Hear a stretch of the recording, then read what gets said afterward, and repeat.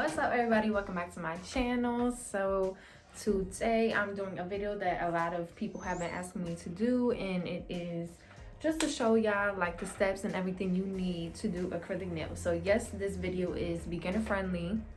We're gonna get right into the video. So I'm basically sitting at my nail desk, so I'm basically just gonna be grabbing everything out and showing y'all step by step what I do and what I use and what y'all, you know, just tips and little things like that. First things first,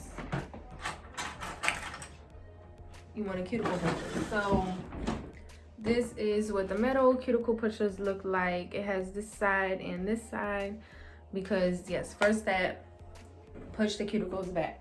So you can use a metal pusher, which is much easier. It gets a lot of the cuticles back more, like, if that makes sense.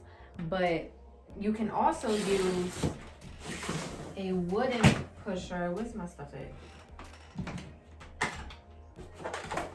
So I get this whole bag of stuff from the nail supply.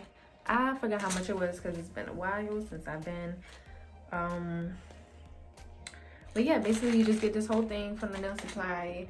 So you can use a wooden pusher. They're just a little bit more harder to actually push everything back because of the tip. It's just not, let me see this one. It's not like the same shape, you know? Like this is gonna get everything, but this is just, but the only thing with that, the wooden ones you can dispose of after every client, which is super easy.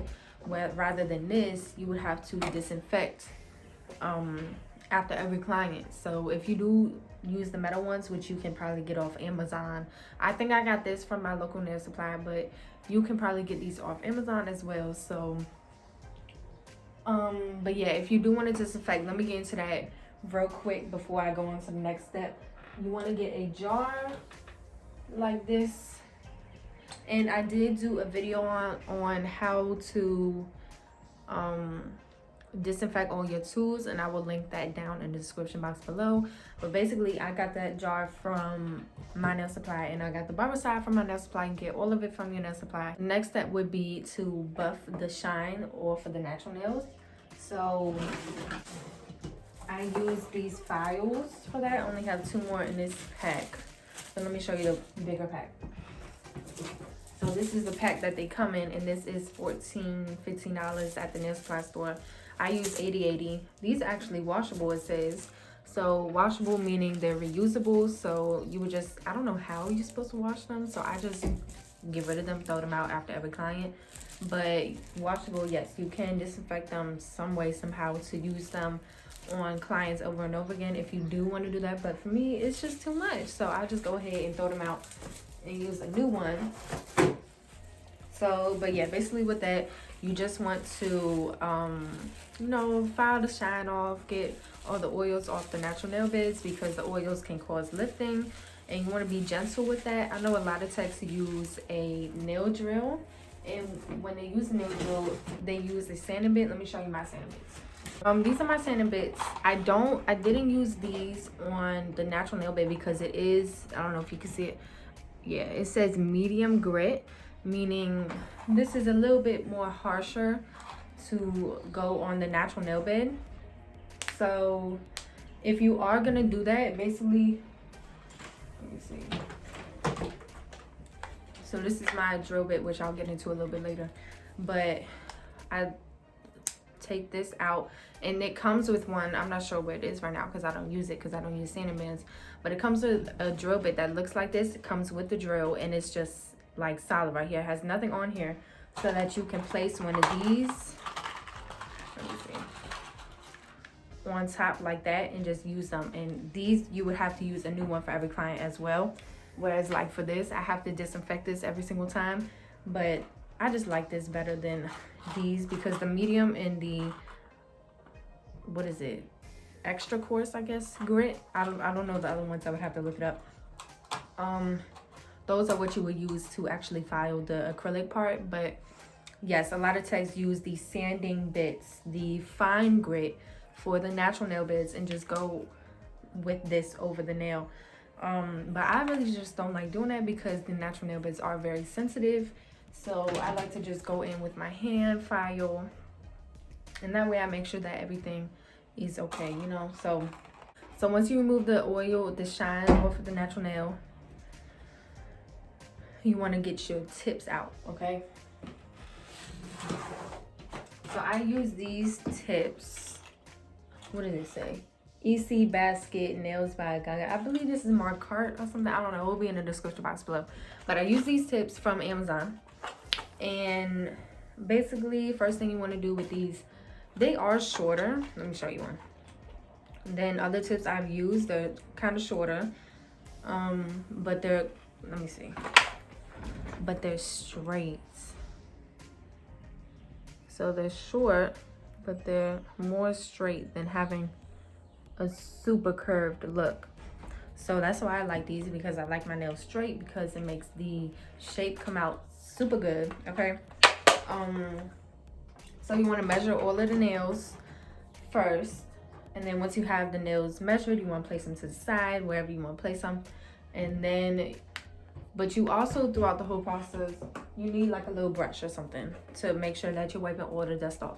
So before you would go ahead to measure the nails, you want to make sure that all of that dust is off from getting rid of the natural nail beds. I mean, the shine on the natural nail beds. So this is actually an old makeup brush of mine, which I just used. I don't know where you can get one. I'm pretty sure you can find one off of Amazon or something. And then you don't need Dehydrator, but this is basically what I learned, like the process of what I learned going through nail school to get my license. You would put Dehydrator on the nails, and then let me show you the dehydrator I use. So I use Valentino's Dehydrator, and you just want to place it on the nails after you have your tips set aside and everything. Then once the dehydrator is on, and the dehydrator is just an extra step to make sure that you're getting rid of any oils that are on the nail beds, because you don't want anything on there at all, okay? Then I'm just going in with this basic glue. Let me see, KDS glue to glue on the tips. I like this glue. I mean, it's really good. I get this from my local nail supply as well, and it comes in, let me show you, because I got some more. Your girl be stocked up, okay?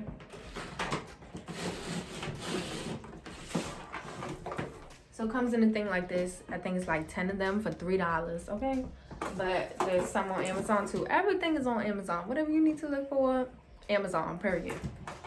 You just want to be careful when you're gluing the tips on, especially if the client doesn't want to cut the nail, like they want to keep the full length of the tip. You want to make sure that you're putting the tips on straight the first time, because if you're trying to lift it up after you put it on crooked, that's not happening, okay? It's staying on crooked. Or you could, what I did sometimes when I placed a nail tip like super crooked, I just took a napkin, put some acetone on it, and placed it right there where the tip is attached.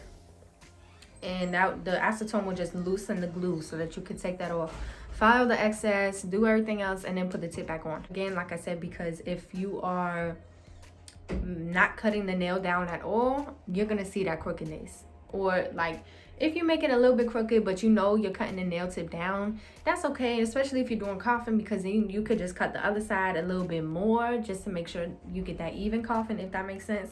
So you just want to make sure you're doing everything right. Next thing you would do is cut down the tips. That's what we're doing. So unless the client don't want to, like I just mentioned, but to cut down the clips, wow. I'm just talking too much. To cut down the tip, I use these scissors. Everybody asks me where I got these scissors from, and to be honest, y'all, I really do not know, okay?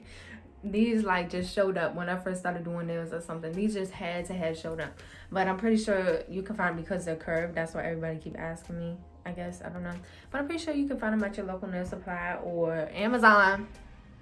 And these are curved. They're not straight, so when I do cut the tip, it is curved when I cut it.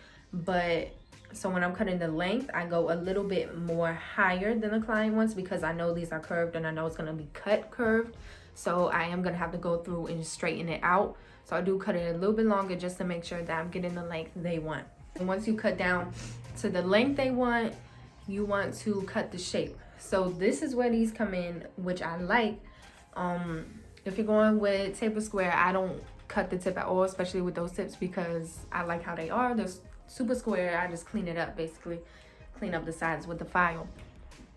But for cutting like coffin or something or stiletto, that's where these come in because they are curved. So with coffin, let me try to turn around here so I can show y'all what I'm working with. So this is my nail, right? I don't have a tip on, but I'm going this way so that the curve is out that way. And then I flip my scissors and curve it out that way. I don't know, it just gets that, like what you see on Instagram, how some text be shaping in that coffin has like, I don't know, it's inward somehow. So I think that's what helps me with that part. So I just file and clean it up. Same with stiletto.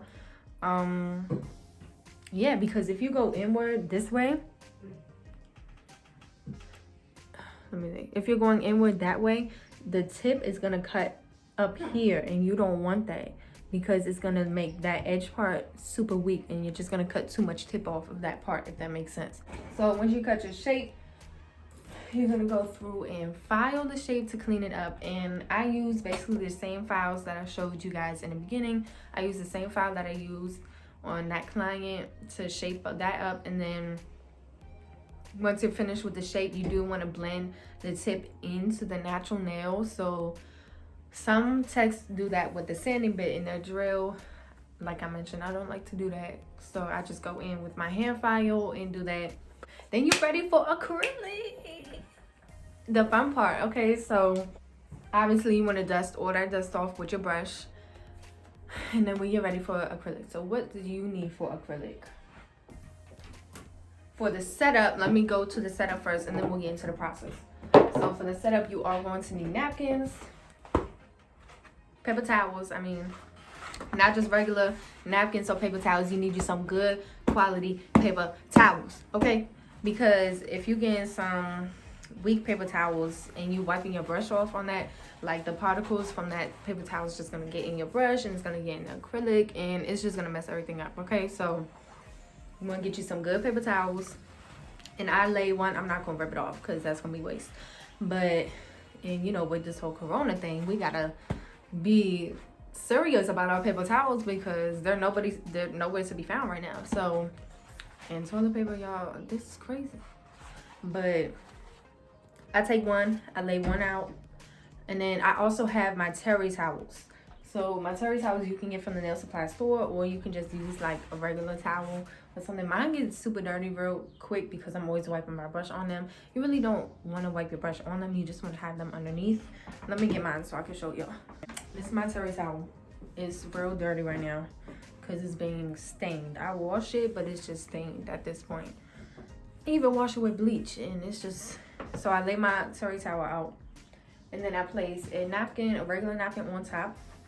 And then I get another napkin and I fold it into like a small square, maybe like that big. You see it in my other videos. You can see how my setup is. You need your Daping Dishes, one for your monomer. Yeah, that's all I use throughout the acrylic process is monomer. I don't have acetone sitting to the side or anything. So you need one for your monomer, and you just want to set that. And you want to make sure that you're not... Y'all, do you understand how many times I spill my monomer? Like, I'm so clumsy. So you want to make sure that it's not on that little square part sitting on there, because if you go to wipe your brush and yank it or something, this is gonna spill. This is my monomer. I keep it in this.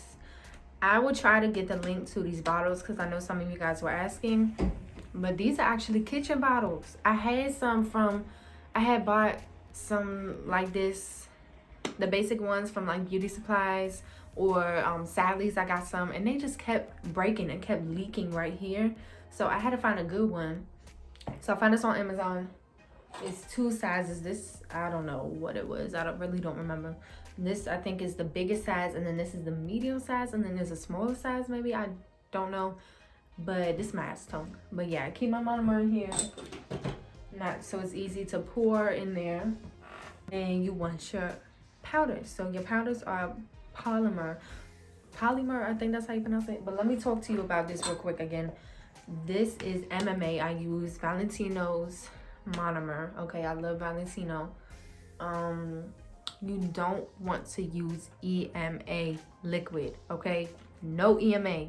period, because that's what some of the salons be using, and it's just not good for your nails at all. Like, it's very unhealthy, and that's, they use it because it's cheap, super cheap, and it acts like concrete, literally. Like, that EMA is built for doing some other, I think, building the acrylic stuff like this material that's called acrylic. I think it's for something like that, I don't know, but it's not supposed to be on your nails, and it actually it's super hard to soak off. Like, it won't soak off in acetone, that's how you know. And it's just terrible for your nails, okay? You don't want to use it. And I know I've been seeing like some comments, some places on other texts where some people think that EMA has to do with the powder, because I don't know where it was. It might have been on acrylics, and they were talking about how, oh, their powder acted like EMA to me, it wouldn't soak off, da da da da da. And someone else had commented saying, no, it's your monomer, it's not your powder. So I want you guys to know that EMA, that concrete looking stuff, has nothing to do with powder. It's all in your liquid, it's all in your monomer. Now let's get into powder. So then you got your whole little setup. You need your brush too. So this is my brush. I get my brushes from, oh my god, time for a new brush.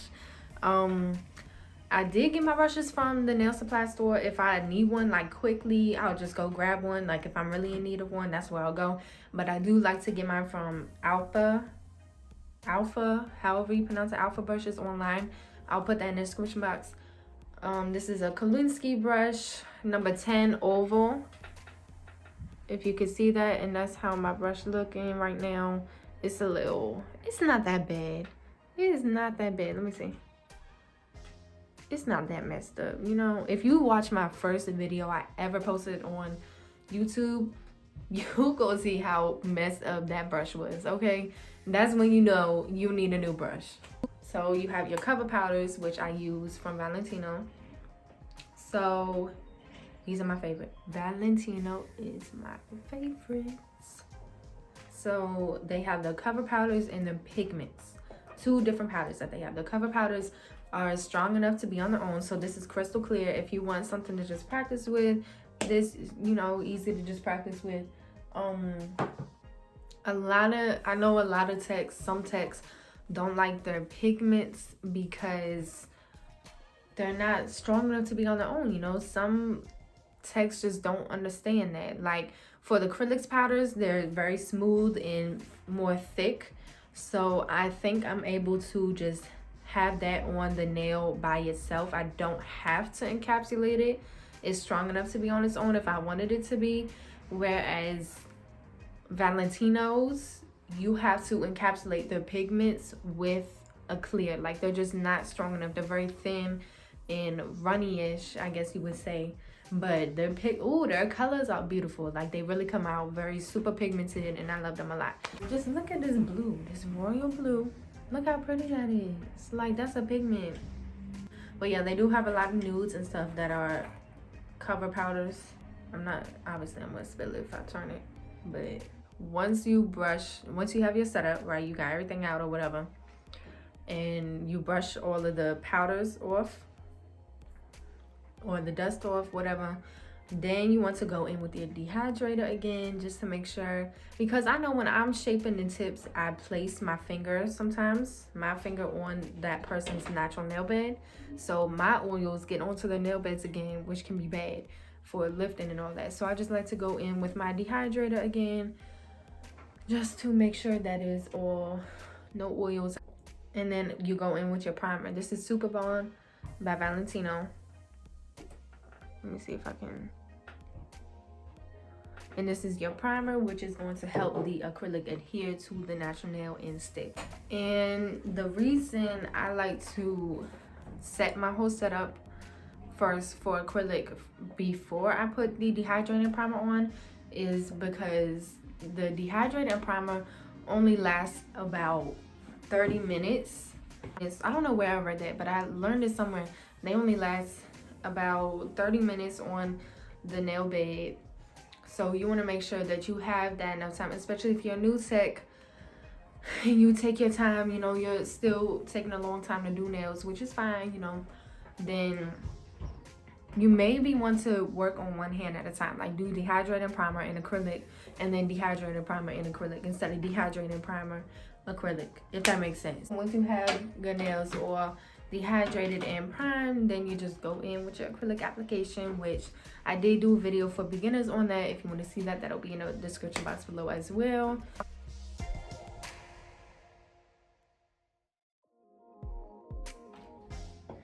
I finally got out of my comfort zone to go ahead and try other powders. I'm still gonna stick with the same brand for like the dehydrating primer just to be safe, but yeah, I went ahead trying different powders, and so far they're doing pretty good. So especially with the monomer from Valentino, I know a lot of you guys were asking me when I had first ordered those powders, does it work? Do they work with the Valentino liquid? And they do. It's been super good with that. So once you have your acrylic laid, then you want to go in and shape.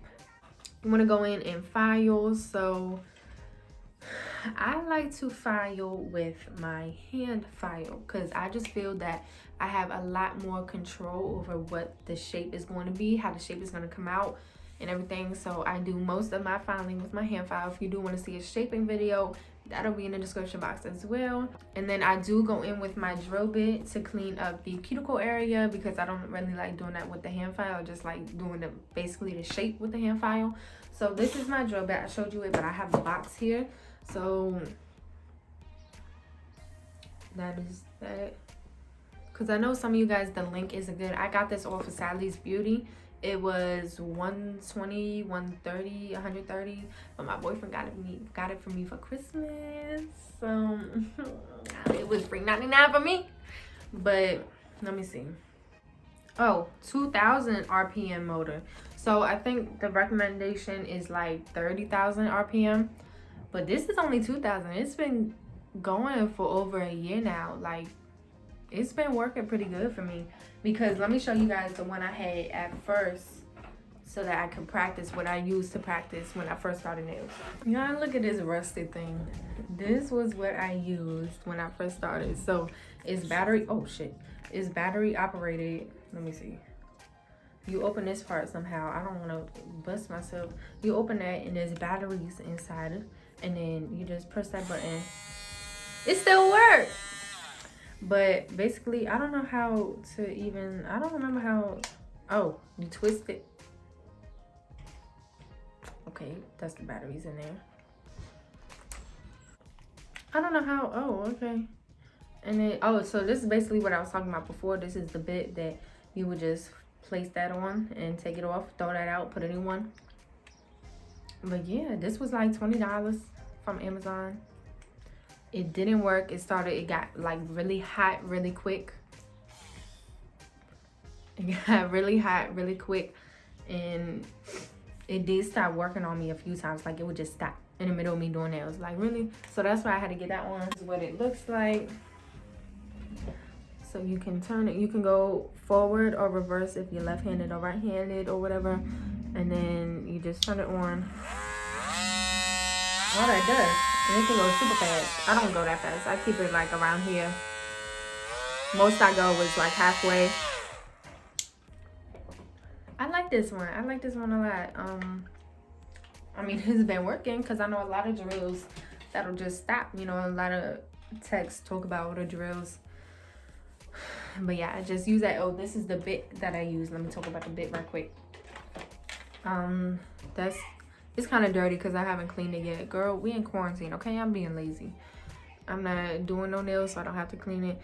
But that's an extra 2 times coarse bit. So you do not want to touch the skin with this, or the natural nails with this, okay? This is for on the acrylic, to drill down acrylic. And if you are one of them techs that when people come in for a filling, you file down all of that colored acrylic to get to that bottom layer, this is a good drill bit for you, because this can really take down that stuff quick, and it doesn't heat up the nail bed as much as them things I showed you in the beginning, them sanding beds. excuse me, I'm sorry. When I would use them on a client to do whatever I'm trying to do, they would burn the client's hand quickly, whereas this doesn't. Rather, but I mean, you can still burn a client's finger with this, because if you, especially if you're staying in one spot, you want to make sure that you're moving all around. But even with the other drill bits, like if I was moving all around, they would still get burnt. Like, so that's why I like this one. Once you have the acrylic nails all filed, you want to go through and buff them. I don't have any buffers right now because I ran out and this whole quarantine thing, and I ordered some from AliExpress, but AliExpress be taking too damn long. Like, ain't nobody trying to wait a whole 2 months for their stuff. I need it right now, baby.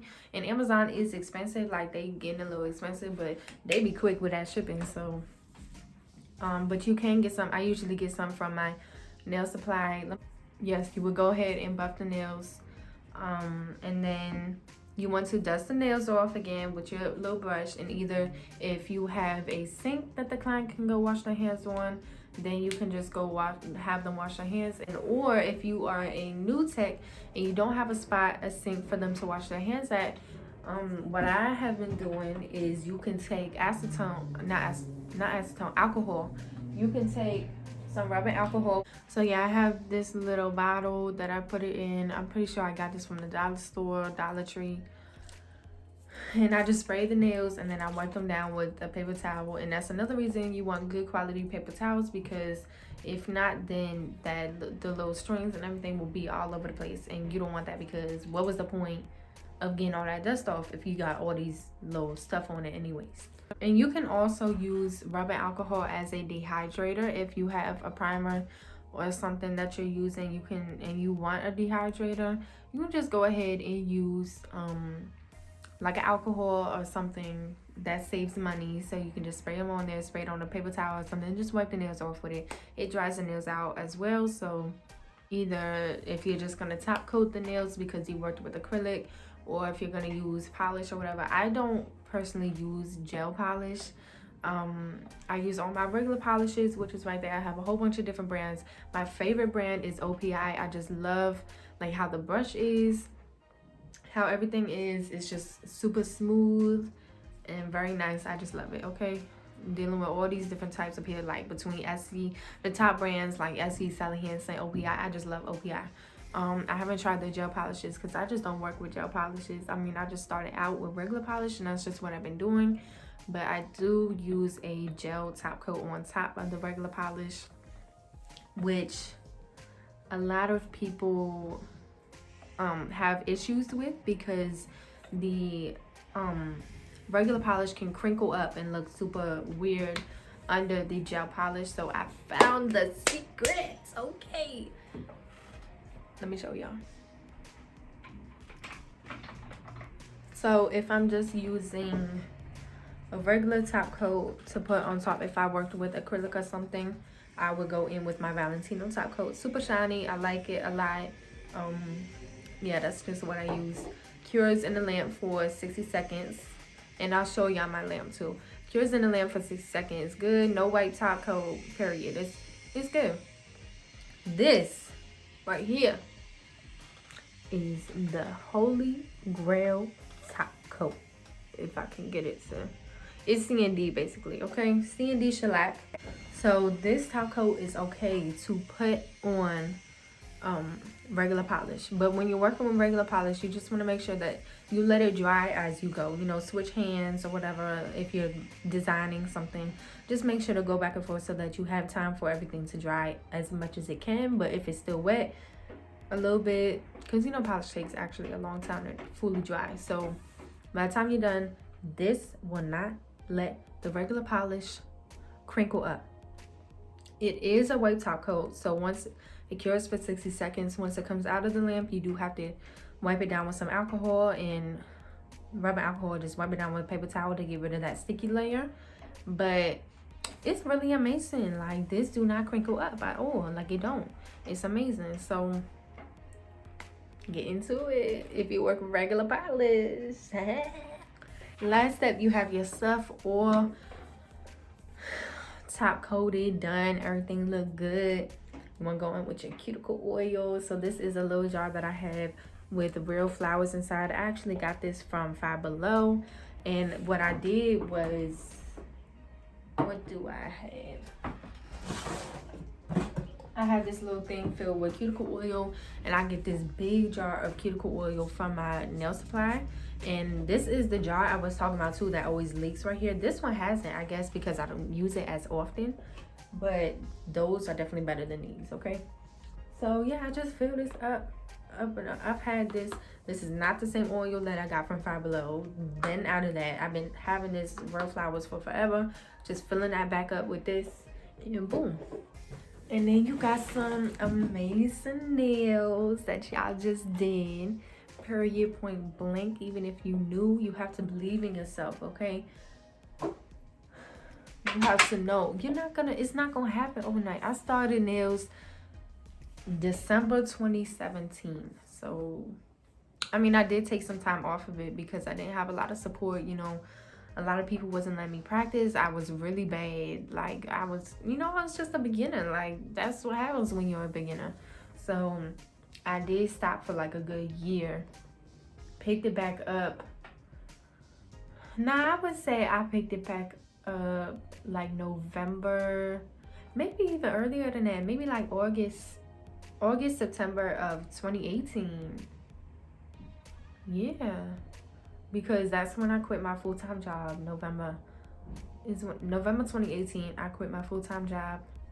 And then January 2019, I got pregnant. In 2019, all that year, I was pregnant doing nails. And I was 2020. And your girl is pretty good. Like, I mean, of course, I'm not the best out there, but I know my worth, okay? I know that I'm a bomb-ass nail tech. Everybody gonna have their own opinions, but I know I'm the shit, okay? And that's how you have to be about yourself too. Like, you can know you the shit, but just be humble at the same time. So, just take your time. Shaping is gonna come. My shaping, girl, I used to think my shaping was a bomb. And that's, if I look back, my shaping has really gotten better since then. So, just take your time. Don't rush nothing. It'll come. Like, just keep practicing. Keep practice. Like, don't quit. Don't quit. You got this. Your time is coming. God's time is everything, okay? And yeah, that's basically all. If you have any questions, if you have any other videos y'all want to see, please let me know. You guys know I love you guys. Thank you all for all the support. And I'm giving that support right back because I know all of my new beginners, you can do this, okay? I love y'all so much. Please like, comment, subscribe, share this video. Whatever y'all got to do to support your girl, okay? And I'll see y'all in the next video.